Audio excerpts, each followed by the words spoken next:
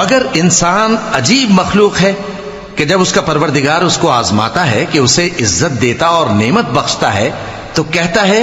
کہ میرے پروردگار نے مجھے عزت بخشی، اور جب دوسری طرح آزماتا ہے کہ اس پر روزی تنگ کر دیتا ہے تو کہتا ہے کہ میرے پروردگار نے مجھے ذلیل کیا۔ یوں نہیں، بلکہ تم لوگ یتیم کی خاطر نہیں کرتے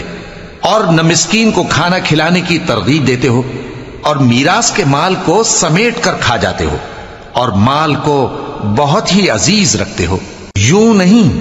جب زمین کوٹ کوٹ کر برابر کر دی جائے گی اور تمہارا پروردگار جلوہ فرما ہوگا اور فرشتے قطار در قطار آ جائیں گے اور دوزخ اس دن سامنے لائی جائے گی، تو انسان اس دن سوچے گا، مگر اب سوچنے سے اسے فائدہ کہاں مل سکے گا؟ کہے گا کاش میں نے اپنی اس زندگی کے لیے کچھ آگے بھیجا ہوتا،